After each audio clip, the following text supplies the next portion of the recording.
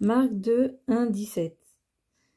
Quelques jours plus tard, Jésus revint à Capharnaüm et l'on apprit qu'il était à la maison. Tant de monde s'y rassembla qu'il n'y avait plus de place, pas même devant la porte, et il leur annonçait la parole. Arrivent des gens qui lui amènent un paralysé porté par 4 hommes. Comme ils ne peuvent l'approcher à cause de la foule, ils découvrent le toit au-dessus de lui, ils font une ouverture et descendent le brancard sur lequel était couché le paralysé.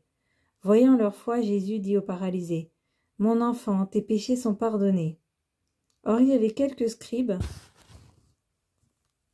assis là qui raisonnaient en eux-mêmes. « Pourquoi celui-là parle-t-il ainsi?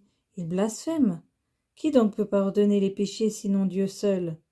Percevant aussitôt dans son esprit les raisonnements qu'il se faisait, Jésus leur dit, « Pourquoi tenez-vous de tels raisonnements? Qu'est-ce qui est le plus facile, dire à ce paralysé, tes péchés sont pardonnés, ou bien lui dire, lève-toi, prends ton brancard et marche? Eh bien, pour que vous sachiez que le Fils de l'homme a autorité pour pardonner les péchés sur la terre, Jésus s'adressa au paralysé. Je te le dis, lève-toi, prends ton brancard et rentre dans ta maison. Il se leva, prit aussitôt son brancard et sortit devant tout le monde. Tous étaient frappés de stupeur et rendaient gloire à Dieu en disant, nous n'avons jamais rien vu de pareil. Jésus sortait de nouveau le long de la mer. Toute la foule venait à lui et il enseignait. En passant, il aperçut Lévi, fils d'Alphée, assis au bureau des impôts. Il lui dit, suis-moi.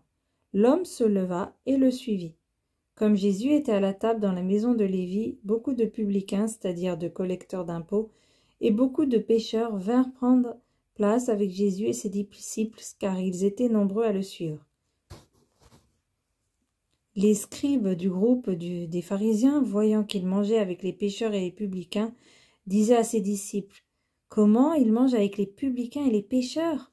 Jésus, qui avait entendu, leur déclara, « Ce ne sont pas les gens bien portants qui ont besoin du médecin, mais les malades. Je ne suis pas venu appeler des justes, mais des pécheurs. »